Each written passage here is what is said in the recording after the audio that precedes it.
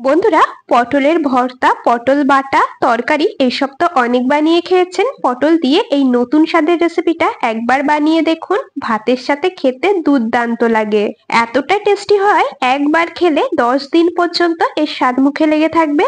আর যারা পটল খেতে একেবারে ভালোবাসে না, এইভাবে বানিয়ে নিলে তারাও দেখবেন আঙুল চেটে পুটে খাবে।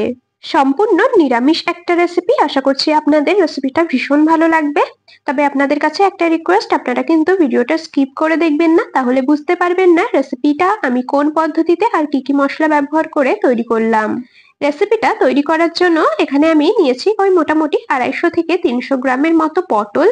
একটু ছোট সাইজের পটল নিয়েছি, আপনারা চাইলে বড় সাইজের পটল দিয়েও রেসিপি তৈরি করতে পারেন। পটলগুলোকে পরিষ্কার করে ধুয়ে নিয়েছি। এরপর পটলের দুই প্রান্ত অল্প অল্প করে কেটে বাদ দিয়ে নিয়ে একটা ছুরির সাহায্যে গাটাকে এরকম ভাবে চেঁচে নিয়েছি। পরিষ্কার করে আবারও ধুয়ে নেব। দেখুন, দুই প্রান্ত অল্প অল্প করে কেটে বাদ দিয়ে গাটা হালকা করে একটু চেঁচে নিয়ে পরিষ্কার করে ধুয়ে নিয়েছি। এরপর লাগবে একটা ছোট গ্রেটার। পটলগুলোকে গ্রেটারের সাহায্যে গ্রেট করে নেব।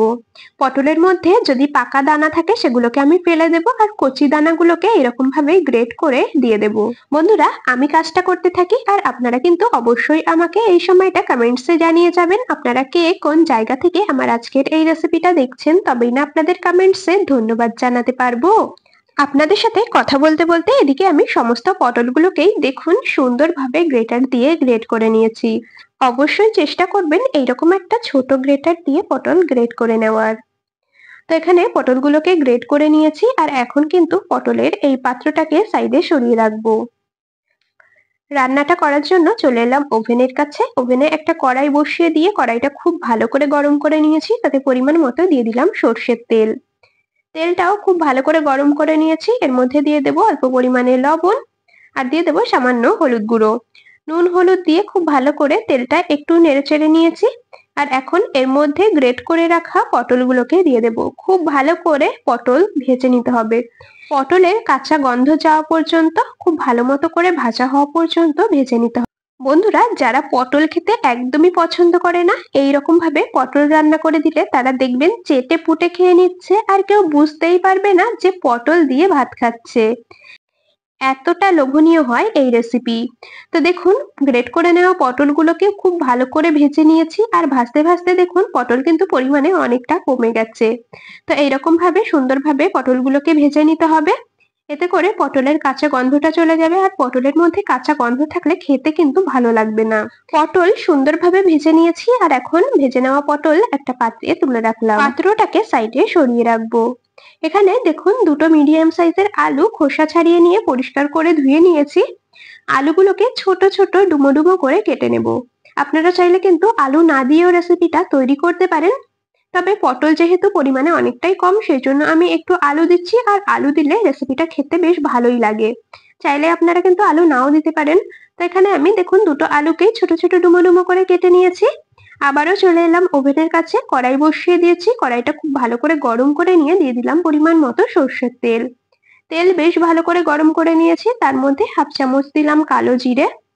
কালো জিরেটা খুব ভালো করে ভেজে নেব, সুন্দর ভাজা গন্ধ বেরোনো পর্যন্ত। ফোড়নটাকে বেশ সুন্দর করে ভেজে নিয়েছি। এখন দিয়ে দিচ্ছি কেটে রাখা আলু। আলুগুলোকে দিয়ে আবারও কিন্তু বেশ সুন্দর করে ভেজে নিতে হবে, বেশ সুন্দর একটু ভাজা ভাজা রং ধরা পর্যন্ত। আলুগুলোকে হালকা একটু ভেজে নিয়েছি। দিয়ে দিচ্ছি কেটে রাখা টমেটো। একটা মিডিয়াম সাইজের পাকা টমেটোকে ছোট ছোট টুকরো করে কেটে নিয়েছি, সেটাকে দিয়ে দিলাম। টমেটো একটু নরম হয়ে আসা পর্যন্ত, আলুগুলো বেশ একটু সেদ্ধ হওয়া পর্যন্ত কিছুক্ষণ ভেজে নেব। বন্ধুরা, যে কোনো নিরামিষের দিনে পটলের এই রেসিপি একবার বানিয়ে দেখবেন, এই দিয়েই পুরো এক থালা ভাত খেয়ে নিতে পারবেন, এতটা সুস্বাদু হয়। খুব ভালো করে কিছুক্ষণ ফ্রাই করে নেওয়ার পর টমেটোগুলো সুন্দর নরম হয়ে গেছে, আলুগুলো বেশ ভাজা ভাজা হয়ে গেছে। এখন এর মধ্যে দিয়ে দিলাম ভেজে রাখা পটল। খুব ভালো করে এখন এটাকে একসাথে মিশিয়ে নিতে হবে, খুব ভালো করে আরো কিছুক্ষণ ভেজে নেব। আলুগুলো যেহেতু এখনো পুরোপুরি সেদ্ধ হয়নি, তো আরো কিছুক্ষণ এরকম ভাবে নেড়ে চেড়ে রান্না করে নিতে হবে। সামান্য পরিমাণে দিয়ে দিলাম শুকনো লঙ্কার গুঁড়ো, পরিমাণ মতো দিলাম হলুদ গুঁড়ো, আর সামান্য দিয়েছি লবণ। যেহেতু আগে থেকেই পটলগুলোকে ভেজে নেওয়ার সময় লবণ হলুদের ব্যবহার করা হয়েছে, সেই জন্য এখানে কিন্তু লবণ হলুদের পরিমাণ অনেকটাই কম দিয়েছি। লবণ হলুদ আর সামান্য লঙ্কার গুঁড়ো দিয়ে খুব ভালো করে মিশিয়ে নিচ্ছি। দেখতেই পেলেন লঙ্কার গুঁড়োর পরিমাণ কিন্তু একেবারেই সামান্য দিয়েছি, কারণ এই রান্নাতে ভাজা শুকনো লঙ্কার গুঁড়ো ব্যবহার হবে সেই কারণে। আপনারা চাইলে কিন্তু এই সময় লঙ্কার গুঁড়োটা নাও দিতে পারেন। আলুগুলো এখনো একটু সেদ্ধ হওয়া বাকি রয়েছে, তো গ্যাসের এক পাশে একদম লো ফ্লেমে রান্নাটা করে নিচ্ছি, আর আরেক পাশে দেখুন একটা মশলা তৈরি করে নেব। বসিয়েছি একটা তারকা প্যান, তার মধ্যে দিয়ে দিচ্ছি দুটো শুকনো লঙ্কাকে ছোট ছোট টুকরো করে কেটে। এতে করে লঙ্কাগুলো খুব সুন্দরভাবে তাড়াতাড়ি ভাজা হয়ে যাবে। আপনারা যেই রকম ঝাল খাবেন সেই অনুযায়ী কিন্তু শুকনো লঙ্কার পরিমাণ কম বেশি করে দিয়ে নেবেন। আমি দুটো শুকনো লঙ্কা দিয়েছি, এখন শুকনো লঙ্কাগুলোকে ড্রাই রোস্ট করে নিচ্ছি। শুকনো লঙ্কাগুলো বেশ সুন্দর ভাজা ভাজা হয়েছে, শুকনো লঙ্কার গায়ে বেশ ভাজা ভাজা রং ধরেছে। এখন এর মধ্যে দিয়ে দিচ্ছি 1 চামচ কালো জিরে।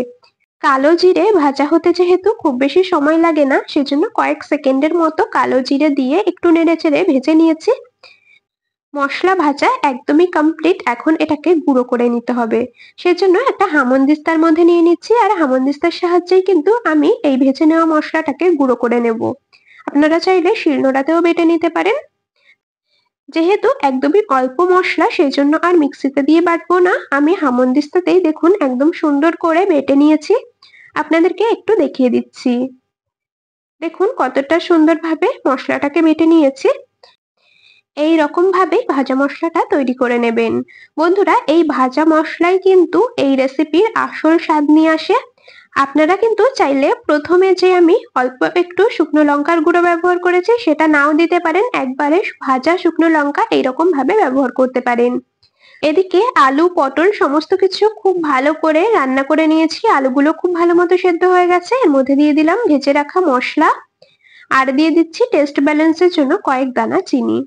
খুব ভালো করে এখন নেড়ে চেড়ে মিশিয়ে নেব।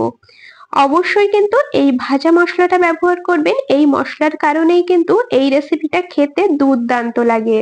ভাজা মশলা দিয়ে আর খুব বেশি সময় রান্না করব না, হালকা করে একটু নেড়ে মিশিয়ে নিয়েছি, আর এখন কিন্তু রেসিপি গরম গরম ভাতের সাথে পরিবেশন করার জন্য একদম কমপ্লিট হয়ে গেছে। এখন এটাকে একটা পাত্রে নামিয়ে নেব।